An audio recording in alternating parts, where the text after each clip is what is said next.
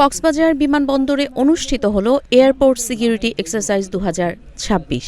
National civil aviation security প্রোগ্রামের নির্দেশনা অনুযায়ী প্রতিটি বিমানবন্দরে 2 বছরে কমপক্ষে একবার এয়ারপোর্ট সিকিউরিটি এক্সারসাইজ আয়োজন করা আবশ্যক। এরই ধারাবাহিকতায় হাইজ্যাক, বোমা হামলা সহ নানাবিধ ঝুঁকি মোকাবিলার সক্ষমতা যাচাই এবং অংশীজনদের প্রস্তুতি বৃদ্ধির লক্ষ্যেই এই মহড়ার আয়োজন করা হয়। মহড়ায় একটি বিমানে বোমা হামলার আশঙ্কাজনিত পরিস্থিতি সৃষ্টি করে তাৎক্ষণিকভাবে সক্রিয় করা হয় ইমার্জেন্সি অপারেশন সেন্টার। বাংলাদেশ বিমান বাহিনী, সেনাবাহিনী, র্যাব, পুলিশ, ফায়ার সার্ভিস সহ সংশ্লিষ্ট সব সংস্থা সমন্বিতভাবে এতে অংশ নেয়। উক্ত মহড়ায় প্রধান অতিথি হিসেবে উপস্থিত থেকে বেসামরিক বিমান চলাচল কর্তৃপক্ষের chairman air vice marshal Mostafa Mahmud Siddique বলেন, এই ধরনের মহড়া বিমানবন্দরের নিরাপত্তা জোরদারে গুরুত্বপূর্ণ ভূমিকা রাখে এবং যেকোনো অনাকাঙ্ক্ষিত পরিস্থিতি দ্রুত মোকাবিলায় সহায়ক।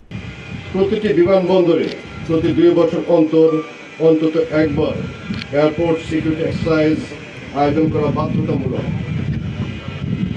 উক্ত নির্দেশনা মোতাবেক আজকের এই মহড়া আয়োজন করা হয়েছে। এই মহড়ার মূল লক্ষ্য হচ্ছে বিমানবন্দর, সম্মানিত যাত্রী, কর্মী এবং সামগ্রিক বিমান চলাচল ব্যবস্থাকে হাইজ্যাক, বোমা হামলা বা যে কোনো সন্ত্রাসী কর্মকাণ্ড থেকে রক্ষা করার সক্ষমতা যাচাই করা। এটি মূলত সম্মানিত যাত্রীদের জন্য আন্তর্জাতিক মানের নিরাপত্তা ও সেবা নিশ্চিত করার একটি অঙ্গীকার। কাজী ইশরাত জাহান দৃষ্টি, নাগরিক প্রতিদিন।